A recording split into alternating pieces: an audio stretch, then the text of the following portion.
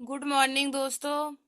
Welcome to my YouTube channel Nancy Success classes.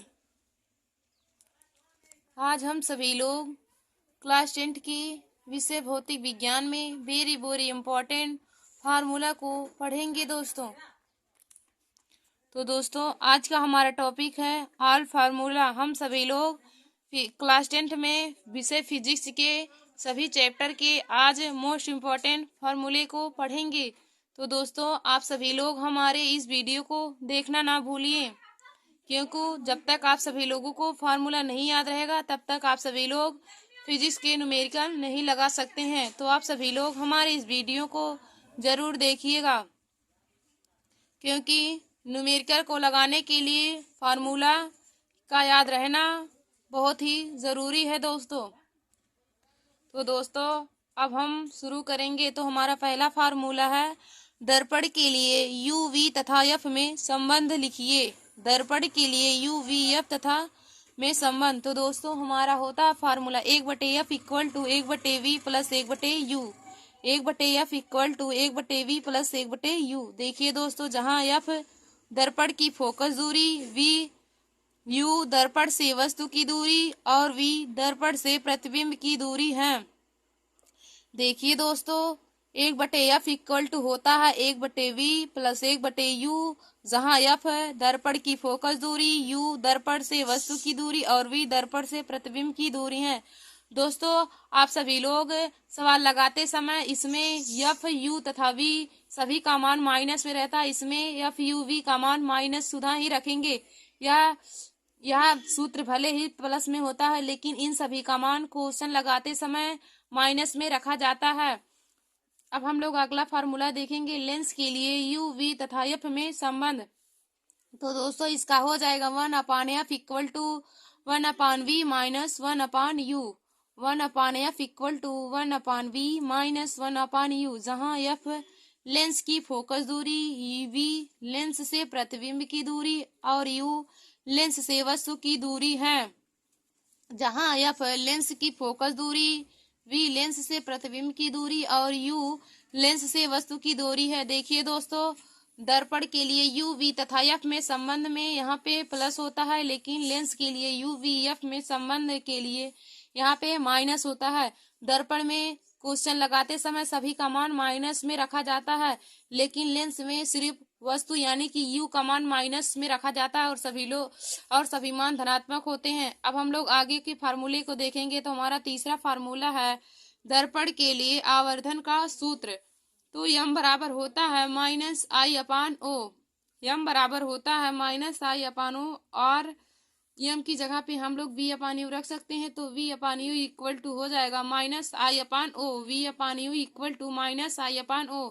देखिए दोस्तों, जहाँ पे i प्रतिबिंब की लंबाई और o वस्तु की लंबाई है।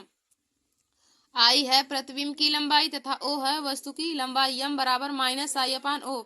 अब हमारा चौथा फार्मूला है लेंस के लिए आवर्धन का सूत्र। तो लेंस के लिए आवर्धन का सूत्र m इक्वल टू हो जाएगा i/o अथवा v/u इक्वल टू हो जाएगा i/o। देखिए दोस्तों, दर्पण के लिए आवर्धन के सूत्र में -i/o होता है, जबकि लेंस के लिए आवर्धन के सूत्र में i/o होता है। अब हम लोग आगे के फार्मूले के देखेंगे। हमारा पांचवा फार्मूला है दर्पण के लिए फोकस दूरी f व r में संबंध लिखिए। तो देखिए दोस्तों, f इक्वल टू होता है r/2 अथवा r का मान जब यहाँ से निकालेंगे तो r बराबर हो जाएगा 2f। देखिए दोस्तों, जहाँ पर r वक्रता त्रिज्या है और f दर्पण की फोकस दूरी, r दर्पण की वक्रता त्रिज्या और f दर्पण की फोकस दूरी है।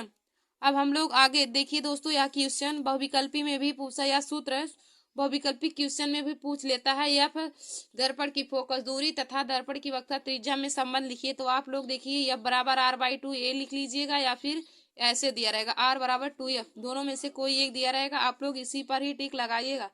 हम लोग आगे छठवें फार्मूले को देखेंगे। हमारा छठवां फार्मूला है लेंस के लिए एफ तथा पी में संबंध।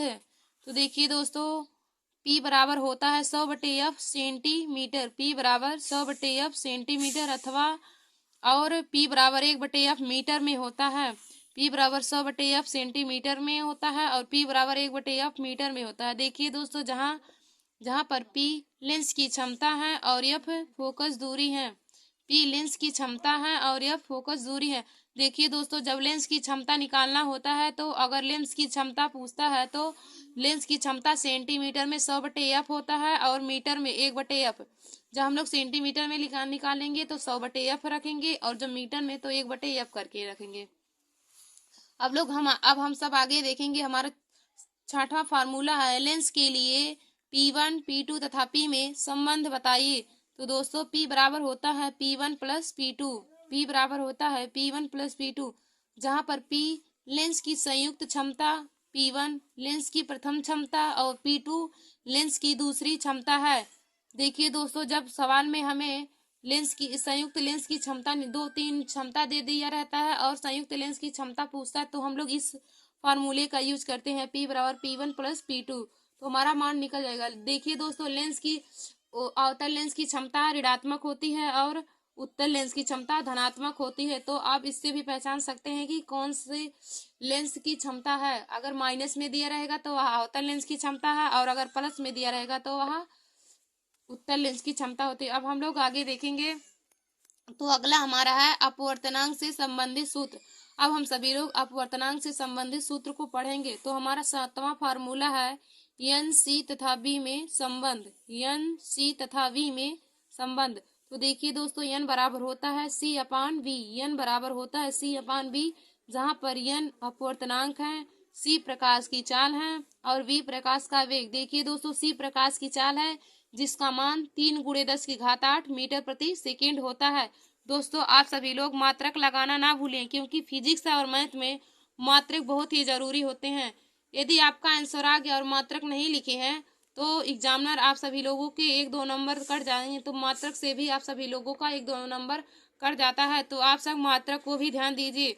हमने आज ही एक वीडियो मात्रक पर बनाया है। आप सभी लोग जो स्टूडेंट उस वीडियो को नहीं देखें वह भी वे लोग हमारे उस मात्रक की वीडियो को देख लें।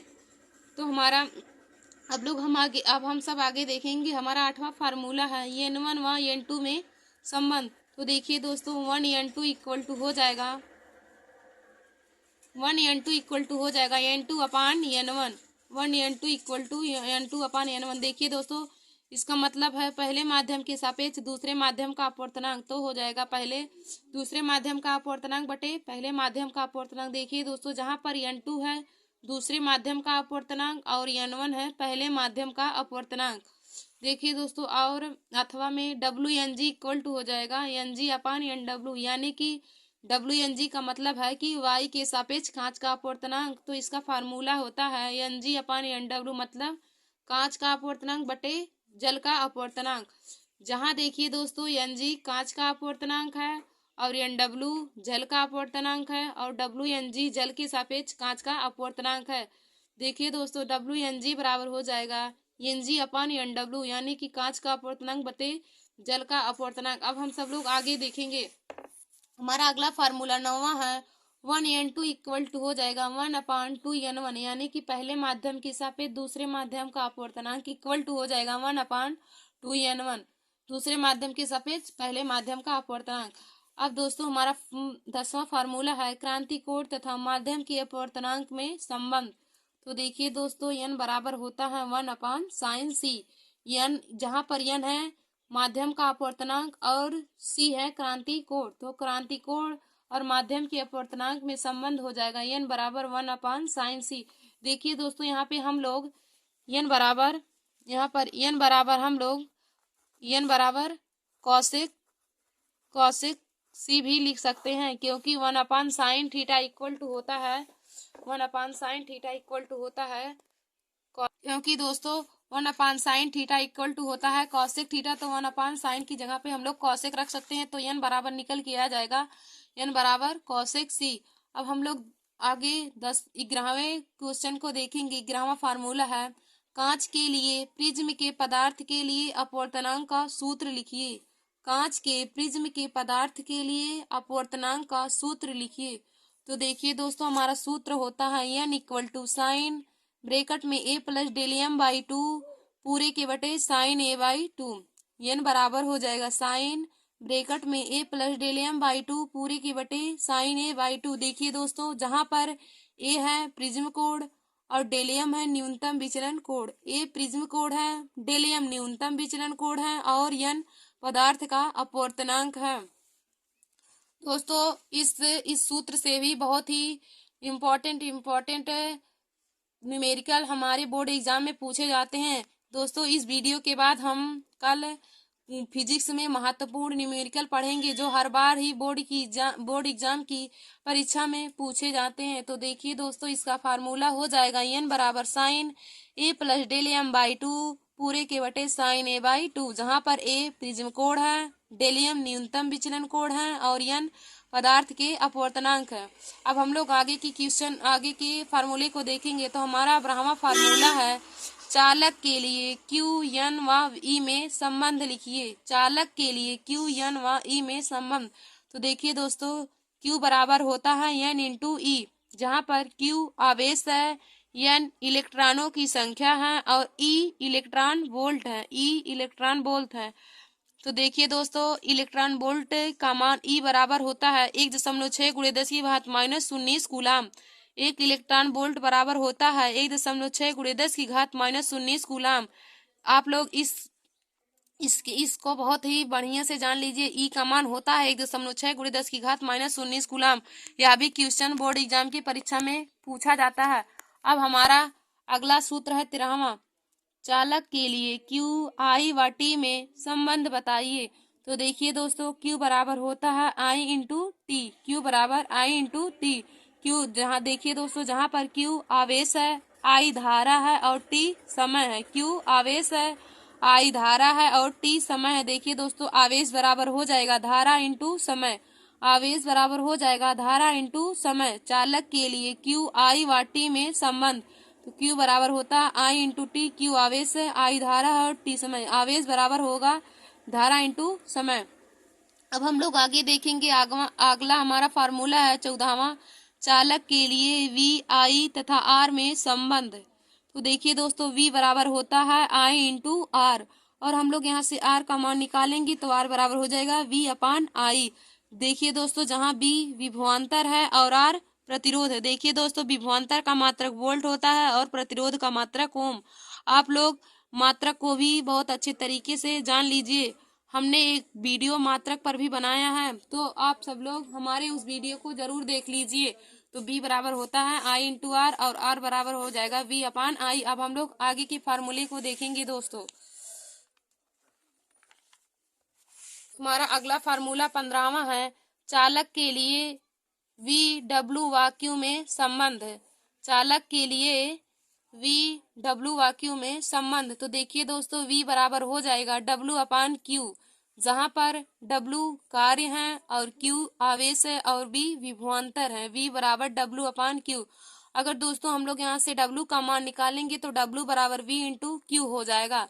हम लोग पक्षांतर करके भी मान निकाल सकते हैं। देखिए दोस्तों, यहाँ पे W कार्य है और कार्य का मात्रक होता है जूल और Q आवेश है, आवेश का मात्रक कूलाम हो जाएगा और V विभवांतर है तो विभवांतर का मात्रक वोल्ट हो जाएगा। अब हम लोग अगले फार्मूले को देखेंगे। तो हमारा 16वां फार्मूला है, चालक के लिए P W व T में संबंध। चालक के लिए P W व T में संबंध। तो दोस्तों, P बराबर होता है W अपान T।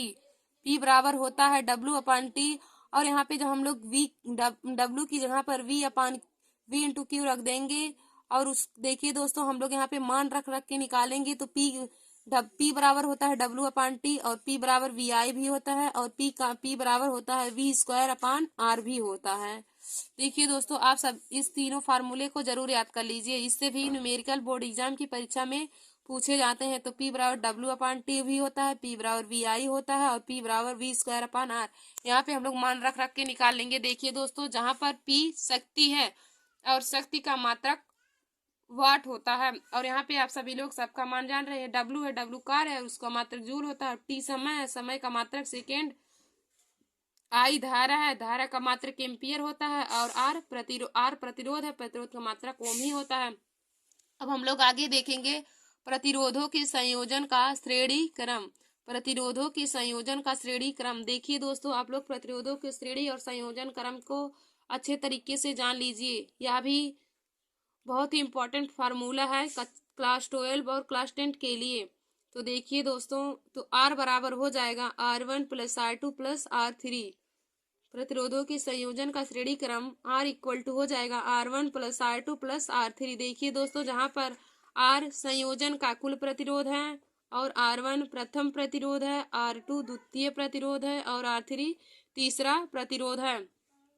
दोस्तों, यदि आप लोगों को 3 प्रतिरोध दिया है और उसका संयोजन का कुल प्रतिरोध पूछ रहा है, देखिए जैसे दोस्तों, अगर हमें 3 प्रतिरोध दिया है, 1 ओम, 2 ओम, 3 ओम दिया है, तो हमें संयोजन का कुल प्रतिरोध दिया है और वो प्रतिरोध श्रेणी क्रम में जुड़े हैं, तो हम लोग तुल्य प्रतिरोध बहुत आसानी तरीके से निकाल सकते हैं। तो देखिए दोस्तों, यहाँ पर R बराबर हो जाएगा 1 + 2 + 3 और निकल के आ जाएगा 3 2 5 1 6।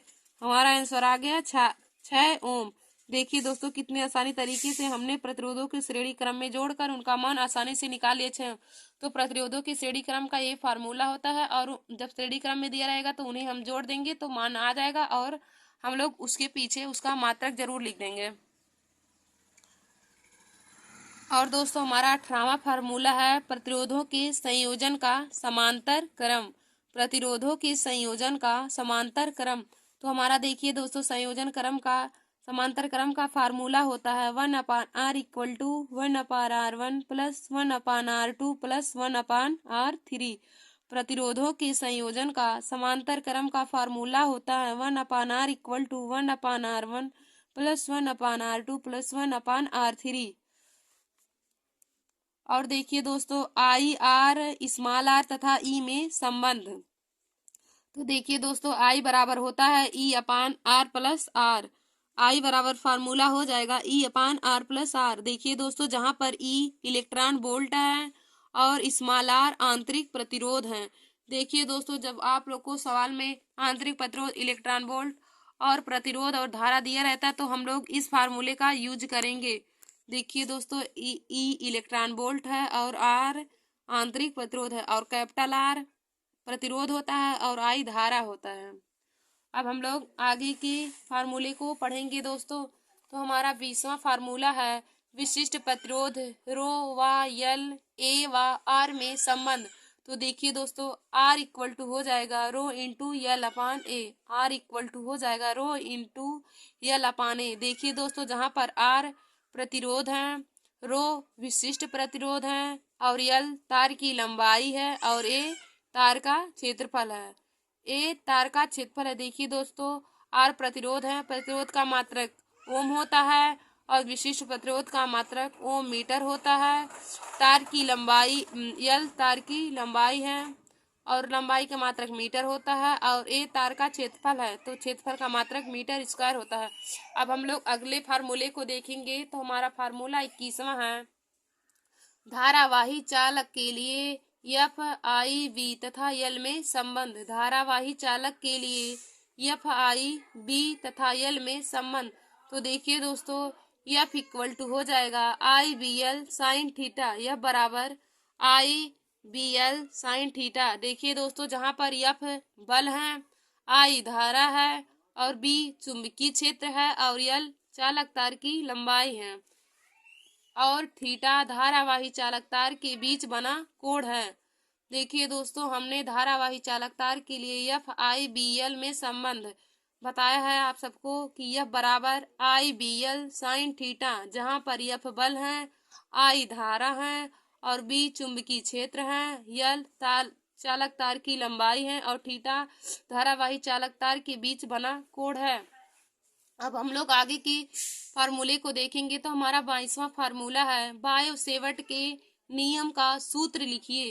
तो देखिए दोस्तों, बायो-सेवर्ट के नियम का सूत्र B बराबर होता है μ0/4 pi I delta L sine theta upon R square. B बराबर होता है μ0/4 pi into I delta L sine theta upon R square. देखिए दोस्तों, जहां पर R चालकों के बीच की दूरी है और L चालक तार की लंबाई है और थीटा चालक के बीच बना कोण है और आर चालक तार की लंबाई है और बी चुंबकीय क्षेत्र है। देखिए दोस्तों μ0/4 का मान होता है 10⁻⁻7। 10⁻⁻7। आप देखिए दोस्तों, आप सभी लोगों को हम बायो-सेवर्ट के नियम का भी एक वीडियो जरूर बनाएंगे। हमारा अगला फार्मूला 23वां है, चुंबकीय क्षेत्र में गतिमान आवेश के कारण लगने वाला बल। चुंबकीय क्षेत्र में गतिमान आवेश के कारण लगने वाला बल। तो देखिए दोस्तों, F इक्वल टू हो जाएगा QVV sine theta. F equal to QVV sine theta, जहाँ पर F बल है और Q आवेश है, B विभवांतर है और V विभवांतर है और AB चुंबकीय क्षेत्र है और थीटा कोण है। देखिए दोस्तों, F बल है, बल का मात्रक न्यूटन होता है। आवेश का मात्रक कूलाम।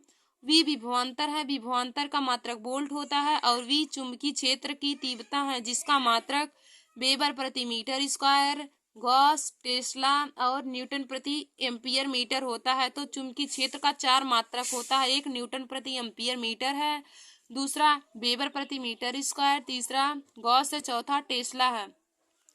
देखिए दोस्तों, हमने कितनी आसानी तरीके से चुंबकीय क्षेत्र में गतिमान आवेश के कारण लगने वाला बल का सूत्र जान लिया। तो यह बराबर हो जाएगा QVV साइन थीटा। देखिए दोस्तों, आप सभी लोग बायो-सेवर्ट के नियम का सूत्र जरूर याद रखिए, क्योंकि इससे भी बहुत ही न्यूमेरिकल बोर्ड एग्जाम की परीक्षा में पूछे जाते हैं। तो इसका फार्मूला होता है B बराबर μ0/4 I delta L sine theta upon R square. दोस्तों, अब हम सब लोग आगे के फार्मूले को देखेंगे। देखिए दोस्तों, आगे का हमारा फार्मूला 24वां है और आज का लास्ट फार्मूला चुंबकीय फ्लक्स का सूत्र लिखिए। तो चुंबकीय फ्लक्स फाई इक्वल टू हो जाएगा BA cos थीटा। चुंबकीय फ्लक्स का सूत्र होता है phi equal to BA cos theta. देखिए दोस्तों, जहाँ पर फाई चुंबकीय फ्लक्स है और B चुंबकीय क्षेत्र की तीव्रता है, A क्षेत्रफल है और cos थीटा चुंबकीय चालकों के बीच बना कोण। देखिए दोस्तों, फाई चुंबकीय फ्लक्स है और चुंबकीय फ्लक्स का मात्रक वेबर होता है। फाई चुंबकीय फ्लक्स है और चुंबकीय फ्लक्स का मात्रक वेबर होता है और बी चुंबकीय क्षेत्र की तीव्रता है, जिसका मात्रक न्यूटन प्रति एम्पियर मीटर, वेबर प्रति मीटर स्क्वायर, गॉस और टेस्ला, यानी कि चुंबकीय क्षेत्र की तीव्रता के 4 मात्रक होते हैं। और देखिए दोस्तों, A क्षेत्रफल है, जिसका मात्रक मीटर स्क्वायर होता है।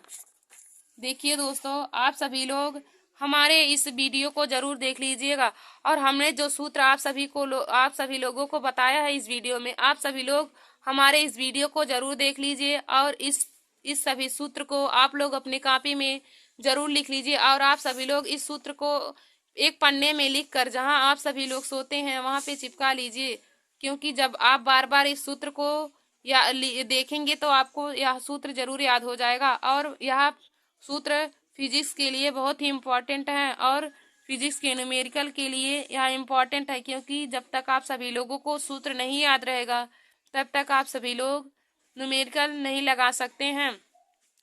धन्यवाद दोस्तों, आप सभी लोग हमारे इस वीडियो को जरूर देख लीजिए और इस सूत्र को एक पन्ने में लिखकर आप लोग चिपका लीजिए, क्योंकि यह सूत्र आप जितने ही जल्दी याद कर लेंगे तो न्यूमेरिकल भी आप सभी को आसानी तरीके से लग जाएगा। दोस्तों, हम एक वीडियो न्यूमेरिकल का भी कल लेकर आएंगे, तो आप लोग हमारे चैनल को लाइक सब्सक्राइब कर लीजिए और अपने दोस्तों में शेयर जरूर कर लीजिए। और ऐसे ही हमारे मज़ेदार वीडियो को देखने के लिए और मज़ेदार सूत्र को पाने के लिए आप सभी लोग हमारे YouTube channel Nancy Success classes को सब्सक्राइब कर लीजिए और लाइक और शेयर करना ना भूलिए। दोस्तों, आज के इस वीडियो को आप सभी लोग जरूर से जरूर देख लीजिए, क्योंकि यह फार्मूला आपके फिजिक्स के लिए बहुत ही महत्वपूर्ण है। धन्यवाद दोस्तों, ऐसे ही हमारे वीडियो को देखने के लिए आप हमारे YouTube channel Nancy Success classes को सब्सक्राइब कर लीजिए और लाइक और शेयर करना ना भूलिए दोस्तों। Thank you.